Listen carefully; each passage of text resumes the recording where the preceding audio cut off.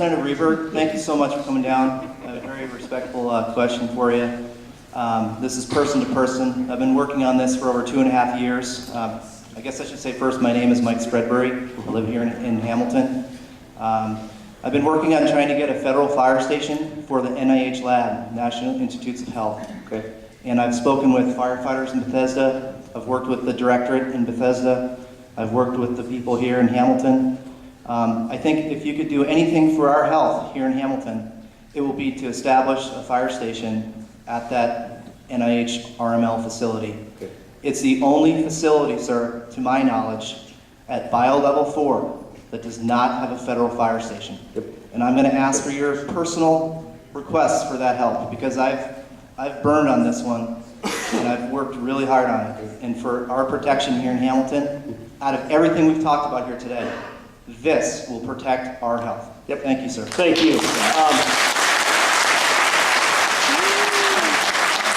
I began the conversation by talking about the committees I served on. The reason I asked for the resources committee when I got a third committee assignment was because of resources, obviously, is so important to Montana. And I ended up being on both subcommittees having to do with forestry, which nobody else was. It just, if any place in Montana understands fire, it's you guys.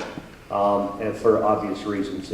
And the beetle kill drives me crazy. The appeals process drives me crazy.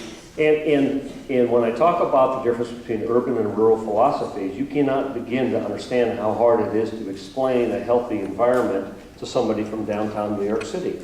And it takes a long time to go through the process of what do you want your animals to look like, what do you want your grass and your trees and your streams, and I usually get down to the real basics, you know, the Ranger Rick example of if you undergraze grass, it kills grass as dead as overgrazing, and if you underthin your timber, it kills it every bit as much as overlogging, and there has to be a balance, and you use the common sense, and sometimes the federal laws stand in the way of doing it the right way. The Endangered Species Act, you wouldn't have shoot, shovel, and shut up if it was working.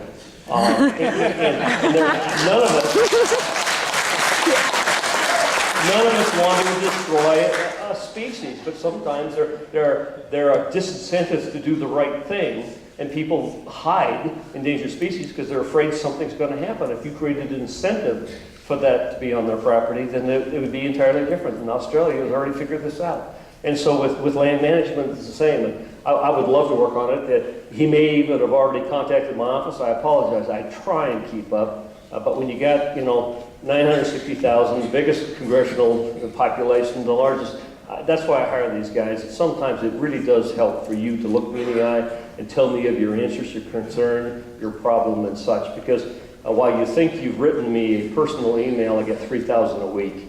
And I do the best I possibly can. I haven't figured out how to even personalize our own office. We're always continually trying to do that. So if there's something that concerns you, you think that maybe I'm either in the wrong direction. Now, if you've heard my philosophy and still think I'm wrong, that's a whole different issue.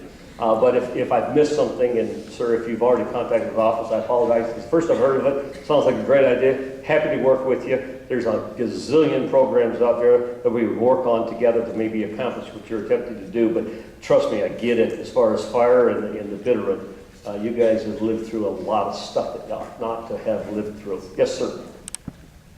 Thank you.